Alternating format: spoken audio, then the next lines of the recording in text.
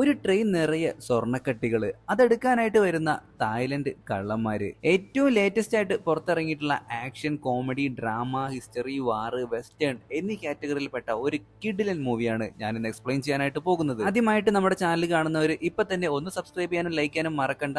അപ്പൊ നമുക്ക് നേരെ കഥയിലോട്ട് പോവാം. രണ്ടാം ലോകമഹായുദ്ധം നടക്കുന്ന സമയം തായ്ലൻഡില് ഇപ്പൊ കുറച്ച് ജപ്പാനീസ് പട്ടാളക്കാര് അവരുടെ ആയുധ ശേഖരങ്ങൾ കൊണ്ട് ഇപ്പൊ ഒരു മലഞ്ചെരുവിലൂടെ പോവുകയാണ്. പെട്ടെന്നാണ് തായ്ലൻഡ് കള്ളന്മാരായിട്ടുള്ള കോവയുടെ നേതൃത്വത്തിലുള്ള സംഘം ഇവരെ ആക്രമിക്കുന്നത്. ഈ കാണുന്നതാണ് കോവ. പാട്ടൊക്കെ ഇട്ടിട്ട് പുള്ളിക്കാരൻ മോഷ്ടിക്കാനായിട്ട് ഇറങ്ങുള്ളൂ. വലിയ മലകളുടെ ഒക്കെ മുകളിൽ നിന്ന് ആ ഒരു ബുള്ളറ്റും കൊണ്ട് താഴേക്കൊക്കെ എടുത്തു ചാടും. ഈ കാണുന്നതാണ് മോണ്ട്, കോവയുടെ സംഘത്തിലെ ഏറ്റവും പൊട്ടിത്തെറിച്ച സാധനം. ഈ കുതിരപ്പുറത്ത് ചീറിപ്പാഞ്ഞു വരുന്നവളാണ് യഥ. ഈ ഒരു ആക്രമണം ഇവർ നേരത്തെ തന്നെ പ്ലാൻ ചെയ്തതായിരുന്നു. അതനുസരിച്ച് വാഹനങ്ങളെല്ലാം തന്നെ ഇപ്പോ പൊട്ടിത്തെറിപ്പിക്കുന്നു. സംഘത്തലവനായ കോവ അവന്റെ കയ്യിലുണ്ടായിരുന്ന ഒരു ആക്സ് എടുത്ത് അവിടുത്തെ ഒരു പട്ടാളക്കാരന് നേരെ എറിഞ്ഞു. അപ്പോഴേക്കും ബാക്കിയുള്ള പട്ടാളക്കാര് അങ്ങോട്ടേക്ക് വന്നിട്ട് കോവയെ വെടിവെക്കാനായിട്ട് നോക്കും. ഉടൻ തന്നെ കോവ ബുള്ളറ്റിന്റെ സ്റ്റോറേജ് സെക്ഷനിൽ നിന്നും ഒരുപാട് മഴുവെടുത്ത് അവർക്ക് നേരെ എറിയുന്നു. എല്ലാത്തിന്റെയും കഥ അതോടുകൂടി തീർന്നു. ഇവനാണ് ദുമ്മ്. സംഘത്തില് ഏറ്റവും കൂടുതൽ മസിൽ ഉള്ളത് ഇവനാണ്. കോവയുടെ അപ്പുറത്തായിട്ട് തോക്കും കറക്കിക്കൊണ്ട് ഒരാൾ വരുന്നില്ലേ, അവന്റെ പേരാണ് ജോങ്. അങ്ങനെ ഏറെ നേരത്തെ പരിശ്രമത്തിനൊടുവില് ജപ്പാനീസ് പട്ടാളക്കാരെ എല്ലാം തന്നെ കോവയും സംഘവും തീർത്തു കളഞ്ഞു. എന്നിട്ട് അവരുടെ സാധനങ്ങൾ പിടിച്ചു കെട്ടി ഇവരുടെ താവളത്തിലേക്ക് കൊണ്ടുപോകുന്നു. ഏറിയ പങ്കും പാവപ്പെട്ടവർക്കാണ് ഇവര് നൽകിയിരുന്നത്. നമ്മുടെ കായംകുളം കൊച്ചുണ്ണി സ്റ്റൈലില്ലേ, അതേപോലെ തന്നെ. ഇവരുടെ സംഘത്തിലെ യഡ എന്ന് പറയുന്ന പെൺകുട്ടിക്ക് നമ്മുടെ ജോങ്ങിനെ ഭയങ്കര ഇഷ്ടമാണ്. പക്ഷെ അവന് തിരിച്ചങ്ങോട്ടില്ല. നേരത്തെ പറഞ്ഞ മസിൽമാൻ ദുമ്മുണ്ടല്ലോ, അവനാണെന്നുണ്ടെങ്കിൽ യദയെ ഭയങ്കര ഇഷ്ടമാണ്. പക്ഷെ യദയ്ക്കാണെന്നുണ്ടെങ്കിൽ അവനെ കണ്ണെടുത്താ കണ്ടുകൂടാ. ജപ്പാനീസ് പട്ടാളക്കാരിൽ നിന്ന് മോഷ്ടിച്ച സാധനങ്ങൾക്കിടയിൽ നിന്ന് ഇവർക്ക് ഒരു കടലാസ് കിട്ടുന്നുണ്ട്. അതിൽ നിന്ന് ഒരു കാര്യം ഇവർക്ക് വ്യക്തമായി. അടുത്ത 6 മാസത്തിനുള്ളിൽ പുതിയൊരു കാർഗോ, അതായത് ഈ ഒരു ജപ്പാനീസ് ആളുകൾ എന്തോ ഒരു ചരക്ക് നീക്കം നടത്തുന്നുണ്ട്. അതെന്ത് സാധനമാണെന്ന് അറിയില്ല. എന്തായാലും വളരെയധികം വില കൂടിയ മൂല്യമേറിയ ഒന്നായിരിക്കുമെന്ന് ഇവർക്ക് ഉറപ്പാണ്. അങ്ങനെ ആ ഒരു ബോക്സിനുള്ളിൽ നിന്ന് തായ് മേജർ ആയിട്ടുള്ള ജനറൽ ലുവാങ്ങിന്റെ ഫോട്ടോ കിട്ടുന്നുണ്ട്. അത് കാണുമ്പോ തന്നെ കോവയ്ക്ക് ദേഷ്യം വരുന്നുണ്ട്. എന്ത് വില കൊടുത്തും നമ്മൾ ആ ഒരു ചരക്ക് എന്താണെന്നും ആ ഒരു ചരക്ക് മോഷ്ടിക്കാനായിട്ട് നോക്കുമെന്നും കോവ പറയുന്നു. അങ്ങനെ ഈ ഒരു കാർഗോന്റെ ഡീറ്റെയിൽസ് ഒക്കെ മനസ്സിലാക്കാനായിട്ട് ജനറൽ ലുവാങ് താമസിക്കുന്ന നാട്ടിലേക്ക് പോവുകയാണ് കോവയും സംഘവും. എല്ലാവരും ഒരുമിച്ചല്ല, പലരും പല വേഷം കെട്ടിയിട്ടാണ് ആ ഒരു നാട്ടിലേക്ക് എത്തുന്നത്. യടയും ഡുമ്മും ഒരു ടീമായിട്ടാണ് അന്വേഷിക്കുന്നത്. ജോങ് ആകട്ടെ ഒരു ബിസിനസ്മാൻ എന്നുള്ള രീതിയിൽ ആ ഒരു നാട്ടിലേക്ക് എത്തുന്നു. പിന്നീട് കാണിക്കുന്നത് ഈ ഒരു മേജർ ജനറൽ ലുവാങ്ങിന്റെ വീടിന്റെ ഫ്രണ്ടിലായിട്ട് ഇരിക്കുന്ന കോവയെയും മോണ്ടിനെയുമാണ്. കോവ വളരെ വികാരഭരിതനായിട്ട് മോണ്ടിന്റെ അടുത്ത് ഒരു കാര്യം പറയുന്നു. നിന്റെ അച്ഛൻ മരിക്കുന്നതിന് മുമ്പായിട്ട് ഒരു ലാസ്റ്റ് വിഷ് പറഞ്ഞിട്ടുണ്ടായിരുന്നു, അതെന്താണെന്ന് വളരെ ഇൻട്രസ്റ്റോട് കൂടിയിട്ട് മോണ്ടി ചോദിക്കുന്നു. ഇതിപ്പോ ഞാൻ എങ്ങനെ പറയാ, ഇതായിരുന്നു നിന്റെ അച്ഛൻ പറഞ്ഞിട്ടുണ്ടായിരുന്നത്. അങ്ങനെ പറഞ്ഞ എന്താന്നാണ് ഇപ്പൊ നമ്മുടെ മോണ്ട് കോവയോട് ചോദിക്കുന്നത്. അതിപ്പോ എനിക്ക് എങ്ങനെ അറിയാനാ, നിന്റെ തന്ത അങ്ങനെ പറഞ്ഞത്. ഒരുപാട് നാളായി ഞാൻ നിന്നോട് ഇത് പറയണമെന്ന് വിചാരിക്കുന്നു, പക്ഷെ ഇത് പറഞ്ഞിട്ട് ഇപ്പൊ എന്താ കാര്യം. പിന്നീട് കാണിക്കുന്നത് ജോങ് ചോംപൻ എന്ന് പറയുന്ന ഒരു പെൺകുട്ടിയുടെ സ്റ്റോറിലേക്ക് പോകുന്നതാണ്. ഒറ്റ നോട്ടത്തിൽ തന്നെ ജോങ്ങിന് ഈ ഒരു പെൺകുട്ടിയെ ഇഷ്ടമായി. നിങ്ങൾക്ക് എന്താണ് വേണ്ടത് സാർ എന്ന് ചോംപൻ ചോദിക്കുന്നു. ഇത് കേട്ട് ഞെട്ടിത്തെറിച്ച ജോങ് ആകട്ടെ വേഗം സ്റ്റോറിലേക്ക് കയറിയിട്ട് എന്തൊക്കെയോ സാധനങ്ങളൊക്കെ തെരഞ്ഞുകൊണ്ടിരിക്കുന്നു. പെട്ടെന്നാണ് 2 സോൾജേഴ്സ് അങ്ങോട്ടേക്ക് വന്നത്. ഇവൻ അവിടെ ഒളിച്ചു നിന്നു. ഇത് കണ്ട ചോംപൻ വന്ന് ചോദിക്കാണ്, സാറിന് എന്താ വേണ്ടത്. പെട്ടെന്ന് അവൻ അവിടെ ഉണ്ടായിരുന്ന ഒരു പാക്കറ്റ് എടുത്ത് അവൾക്ക് നേരെ നീട്ടി. ഇത് മതിയെന്ന്, ഇതെനിക്ക് ഭയങ്കര ഇഷ്ടമാണ്, ഭയങ്കര ടേസ്റ്റ് ആണ് ഇതെന്ന്. സത്യത്തില് അതൊരു സാനിറ്ററി പാഡ് ആയിരുന്നു. മറുവശത്ത് ജനറൽ ലുവാങ്ങിന്റെ വീട്ടിലേക്ക് ഒരു വണ്ടി നിറയെ ഒരുപാട് സാധനങ്ങളൊക്കെ വന്നിട്ടുണ്ട്. ചുമട്ട് തൊഴിലാളികളാണെന്ന വ്യാജേന മോണ്ടും കോവയും ആ ഒരു വീട്ടിലേക്ക് കയറി പറ്റുന്നു. കുറച്ചു നേരം കഴിഞ്ഞപ്പോ തന്നെ ജനറൽ ലുവാങ്ങും പിന്നെ കൂടെ കേണൽ മീഡ എന്ന് പറയുന്ന ഉയർന്ന ഉദ്യോഗസ്ഥനും കൂടി ഇപ്പൊ ലുവാങ്ങിന്റെ വീട്ടിലേക്ക് വന്നിരിക്കുകയാണ്. ഇവരെ കണ്ടപ്പോ തന്നെ കോവയും മോണ്ടും വീട്ടിനുള്ളിലേക്ക് കയറി ഒളിച്ചു. ഈ 2 പട്ടാളക്കാരും കൂടെയുള്ളവരെല്ലാരും കൂടി ചേർന്ന് ഇപ്പൊ ഒരു മീറ്റിംഗ് മുകളിലത്തെ നിലയിൽ വെച്ച് നടത്തിക്കൊണ്ടിരിക്കുകയാണ്. ജോങ് ആകട്ടെ ചോമ്പനുമായിട്ട് കൂടുതൽ അടുക്കാനായിട്ട് ശ്രമിക്കുന്നു. മറുവശത്ത് കേണൽ മെയ്ഡയാണെന്നുണ്ടെങ്കിൽ അടുത്തിടെ ജപ്പാനീസ് ആർമിയുടെ കോൺവോയ് മോഷ്ടിച്ച കോവയെയും സംഘത്തെയും പറ്റിയാണ് ജനറൽ ലുവാങ്ങിനോട് പറയുന്നത്. സംഗതിയൊക്കെ ആകെ വഷളായി കിടക്കുകയാണ്.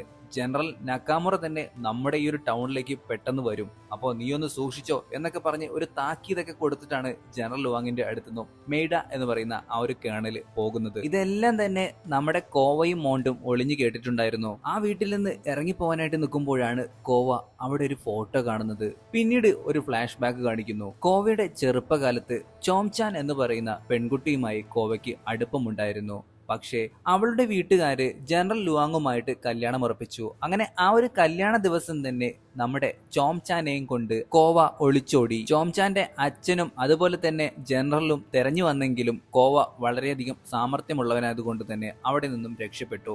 ഇപ്പൊ അവര് സുഖമായിട്ട് ജീവിക്കുന്നു. അധികം വൈകാതെ ചോംചാൻ ഗർഭിണിയായി. അവർക്ക് ജനിക്കാൻ പോകുന്നത് പെൺകുട്ടിയാണെന്നുണ്ടെങ്കിൽ ചോംപൻ എന്നും ആൺകുട്ടിയാണെന്നുണ്ടെങ്കിൽ ചോയ്ചാൻ എന്നും പേരിടണമെന്ന് അവർ തീരുമാനിക്കുന്നു. ഒരുപാട് നാളായിട്ട് ഇവര് ഒളിവിലാണ്. അങ്ങനെ ഒരു ദിവസം ചോംചാൻ തന്റെ അച്ഛനെ വിളിച്ച് സഹായം ചോദിക്കുന്നു. അച്ഛൻ അപ്പോൾ ചോംചാന്റെ അടുത്ത് പറയുന്നുണ്ട്, നീ കോവയും കൊണ്ട് ക്വാപ്ചുംതോങ് റെയിൽവേ സ്റ്റേഷനിലേക്ക് വരാൻ. അതും നമ്മുടെ ചോംചാൻ അനുസരിച്ചു. പക്ഷേ ഇതെല്ലാം തന്നെ ജനറലിന്റെ പണിയായിരുന്നു. അവിടെ വെച്ച് ജനറൽ ലുവാങ് ആണെന്നുണ്ടെങ്കിൽ തന്റെ കല്യാണ പെണ്ണിനെ എങ്ങനെയാണോ കോവ അടിച്ചുകൊണ്ട് പോയത് അതുപോലെ തന്നെ ഗർഭിണിയായ ചോംചാനെയും കൊണ്ട് അവിടെ നിന്നും ട്രെയിനിൽ കയറി പോകുന്നു. പാവം കോവയെ ജയിലിൽ അടയ്ക്കുകയും ചെയ്തു. പടച്ചോനെ, ഈ വീട്ടിലാണോ ഞാൻ കയറിയത് എന്നാണ് ഇപ്പൊ നമ്മുടെ കോവ ചിന്തിക്കുന്നത്. ഇവരങ്ങനെ ടൗണിലേക്ക് എത്തി. അപ്പോഴതാ ഒരു കാറ് നിയന്ത്രണം തെറ്റി ഇവർക്ക് നേരെ വരുന്നു. അത് ഓടിക്കുന്നത് ചോമ്പനായിരുന്നു. അവൾക്ക് നല്ല രീതിയിൽ കാറൊന്നും ഓടിക്കാനായിട്ട് അറിയില്ലായിരുന്നു. കോവയും മോണ്ടും ഇത് കണ്ടതോടുകൂടി വളരെ സാഹസികമായിട്ട് ആ ഒരു കാർ നിർത്താനായി ചോമ്പനെ സഹായിക്കുന്നു. നന്ദി സൂചകമായിട്ട് ചോമ്പൻ ഇവരെ രണ്ടുപേരെയും അവളുടെ വീട്ടിലേക്ക് കൂട്ടിക്കൊണ്ടു പോവുകയാണ്. കാര്യം മനസ്സിലായിട്ടുള്ള നമ്മുടെ കോവയാണെന്നുണ്ടെങ്കിൽ അങ്ങോട്ടേക്ക് വരാനായിട്ട് കൂട്ടാക്കുന്നില്ല. പക്ഷെ മോണ്ടും നിർബന്ധിക്കാനായിട്ട് തുടങ്ങിയതോടുകൂടി കോവയ്ക്ക് മറ്റു വഴിയില്ലായിരുന്നു. പേടിച്ചു വിറച്ചാണ് കോവ ആ ഒരു വീട്ടിലേക്ക് കയറുന്നത്. ഒന്നാമത്തേത് ചോംചൻ അവിടെ ഉണ്ടാവും. എങ്ങനെയാ പുള്ളിക്കാരനെ ഫേസ് ചെയ്യുക? പിന്നെ ചോംചന്റെ ഇപ്പോഴത്തെ ഭർത്താവ് എന്ന് പറയുന്നത് ജനറൽ ലുവാങ് ആണ്. പെട്ടെന്നാണ് ജനറൽ അങ്ങോട്ടേക്ക് വരുന്നത്. മുഖത്ത് മുഴുവൻ കരി ആയതുകൊണ്ട് നമ്മുടെ കോവയെ പുള്ളിക്കാരന് മനസ്സിലായില്ല. ആദ്യമൊക്കെ കുറച്ച് ദേഷ്യത്തോട് കൂടിയിട്ട് ലുവാങ് വരെ നോക്കി. പിന്നീട് പോക്കറ്റിൽ നിന്നും കുറച്ച് പൈസ എടുത്തിട്ട് ഇവരുടെ കീശയിലേക്ക് വച്ചു കൊടുക്കുകയാണ്.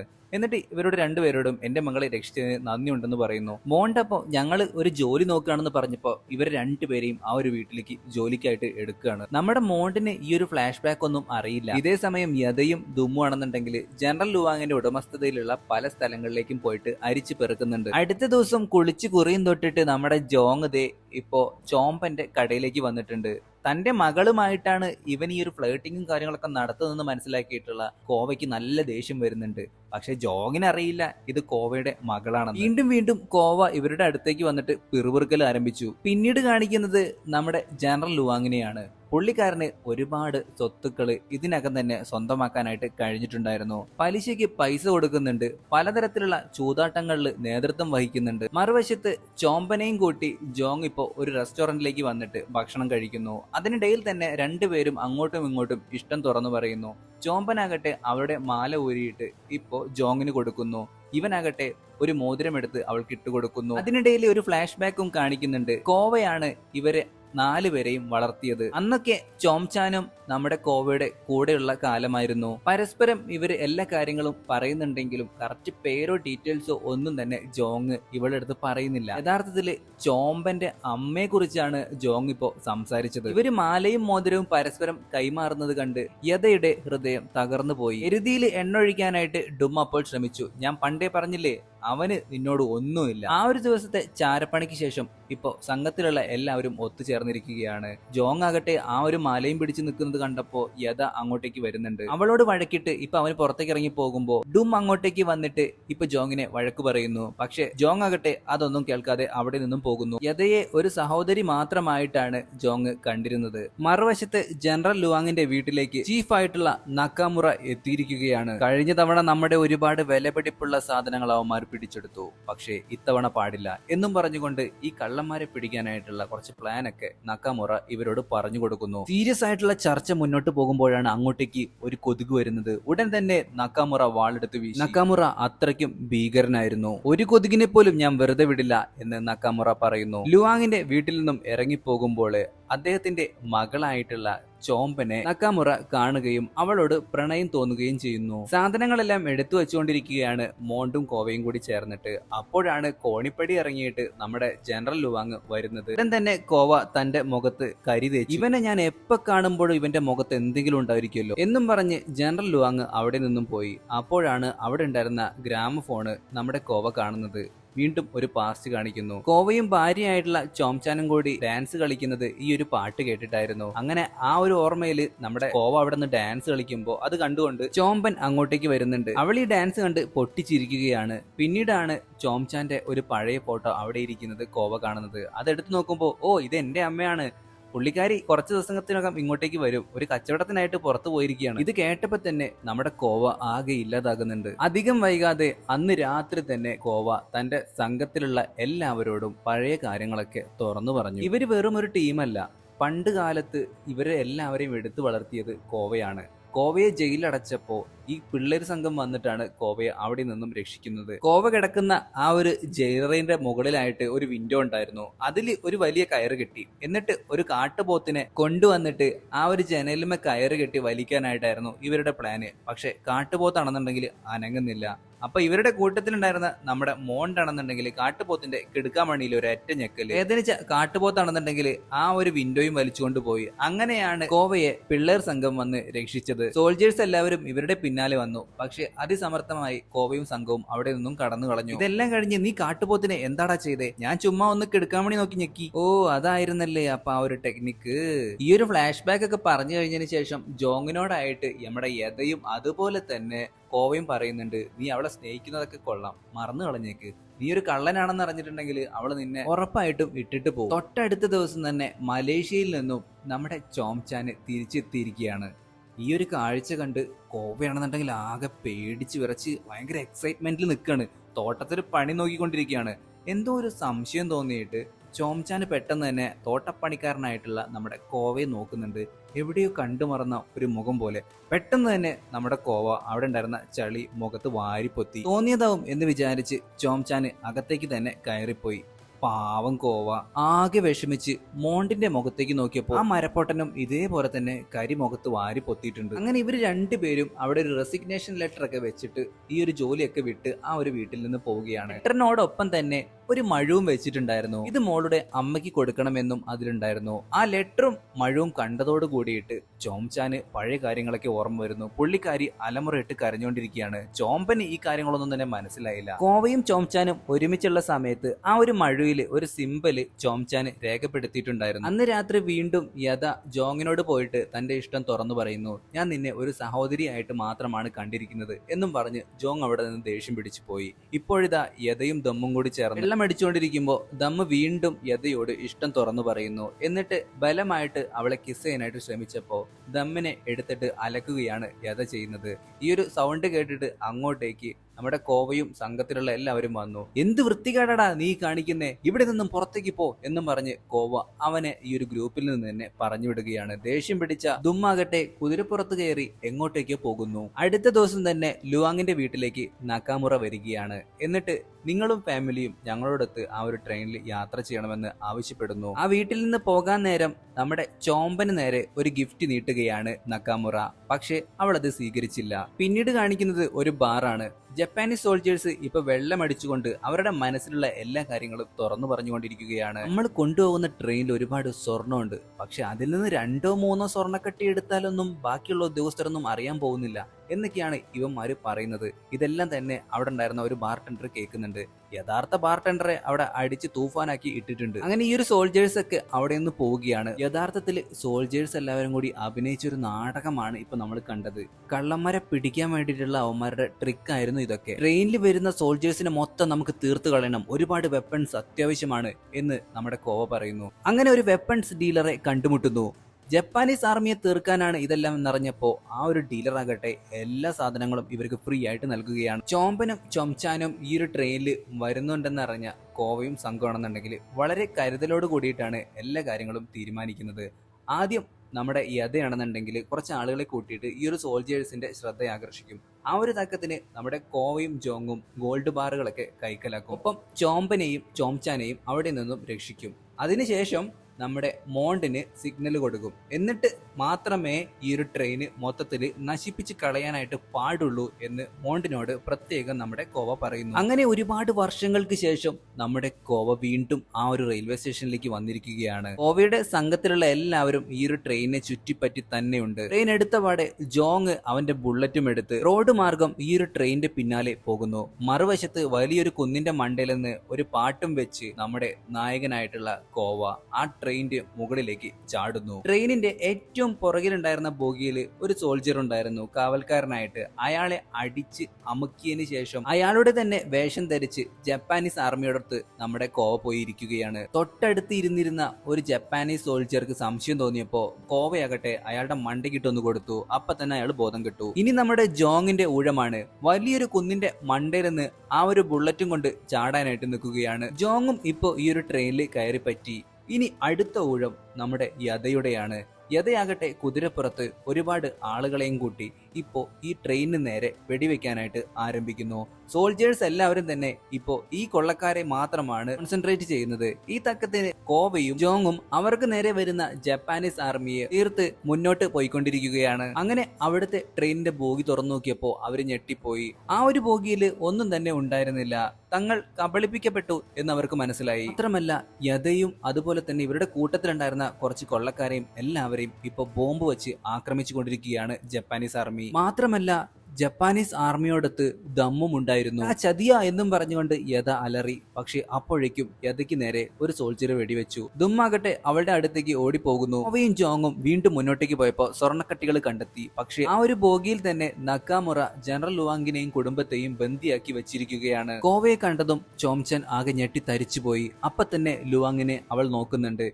ഇത്രയും നാള് നമ്മുടെ കോവ മരിച്ചുപോയി എന്നാണ് ചോംചാന്റെ അടുത്ത് ലുവാങ് പറഞ്ഞിട്ടുണ്ടായിരുന്നത്. കോവയും ജോങ്ങും കൂടി ചേർന്ന് ഇപ്പോ നക്കാമുറയെ കഞ്ഞിക്കിടാനായിട്ട് ശ്രമിക്കുന്നു. പക്ഷെ അതിസമർത്ഥനായിരുന്നു അദ്ദേഹം. ജോങ് അങ്ങനെ ഇവരുടെ കയറൊക്കെ അഴിച്ചു കൊടുക്കുന്നു. യഥയെ സോൾജേഴ്സിൽ നിന്നും രക്ഷിക്കാനായിട്ട് ദമ്മ് വന്നു. പക്ഷെ ദമ്മിന് ഇപ്പൊ വെടിയേറ്റിരിക്കുകയാണ്. അവൻ തൽക്ഷണം തന്നെ മരിക്കുന്നു. ട്രെയിൻ നിർത്താനായിട്ട് ട്രെയിൻ ഓട്ടിക്കുന്ന ആളെ പോയിട്ട് ജോങ് തല്ലാനായിട്ട് ശ്രമിക്കുകയാണ്. പക്ഷെ ജോങ്ങിനെ ആ ഒരു തടിമാടൻ ഇപ്പോ അമുക്കുകയാണ്. മറുവശത്ത് നക്കാമുറയും കോവയും ഫൈറ്റ് ചെയ്ത് ഇപ്പോ ട്രെയിനിന്റെ മണ്ടയിലേക്ക് എത്തിയിട്ടുണ്ട്. രണ്ടും കൂടി അവിടെ നിന്നും നല്ല ഫൈറ്റ് നടന്നുകൊണ്ടിരിക്കുകയാണ്. പെട്ടെന്ന് ഒരു ടണല് വന്നു. നക്കാമുറയുടെ അടുത്ത് ദേണ്ടടാ ടണല് എന്ന് വിളിച്ചു പറയുന്നുണ്ട്. പക്ഷെ അദ്ദേഹം അതൊന്നും കേട്ടില്ല. ടണല് തലയൊരഞ്ഞിട്ട് ഇപ്പൊ ചെറുതായിട്ട് മുടിയൊക്കെ പോയിട്ടുണ്ട് നക്കാമുറയുടെ. പക്ഷെ അദ്ദേഹം തീർന്നു എന്നാണ് കോവ വിചാരിച്ചത്. പക്ഷെ ദേണ്ടടം നക്കാമുറ വീണ്ടും വരുന്നു. അങ്ങനെ ദേഷ്യം പിടിച്ച നമ്മുടെ കോവയാകട്ടെ ഒരു ഡൈനാമിറ്റ് എടുത്തിട്ട് അവന്റെ വായിലോട്ട് ഒരൊറ്റ തിരികല്. അതോട് കൂടിയിട്ട് ആ ഒരു ഡൈനാമിറ്റ് ഇപ്പൊ നക്കാമുറയുടെ വായിലിരുന്നു കൊണ്ട് ഒരൊറ്റ പൊട്ടല്. ഈ ഒരു സൗണ്ട് കേട്ടപ്പോ തന്നെ മോങ്ക് വിചാരിച്ചു ഇതായിരിക്കും സിഗ്നൽ. എറിയടാ ഡൈനാമിറ്റ് എന്നും പറഞ്ഞുകൊണ്ട് ട്രെയിന് നേരെയുള്ള സാധനങ്ങൾ മൊത്തം എടുത്ത് എറിയുന്നുണ്ട്. അതോടുകൂടി ഈ ട്രെയിനിന്റെ ചുറ്റോറം കടന്നിട്ട് ഡൈനാമിറ്റ് ഇങ്ങനെ പൊട്ടിക്കൊണ്ടിരിക്കുക. ഈ പൊട്ടനറിയില്ല ഇതിന്റെ ഉള്ളിൽ ആൾക്കാരുണ്ടെന്ന്, അവരൊന്നും രക്ഷിച്ചിട്ടില്ല എന്നും. ഈ വിധത്തിൽ ജോങ് ആ ഒരു പൈലറ്റിനെ എടുത്ത് പുറത്തേക്ക് ഇട്ടു. എന്നിട്ട് ട്രെയിൻ നിർത്തി.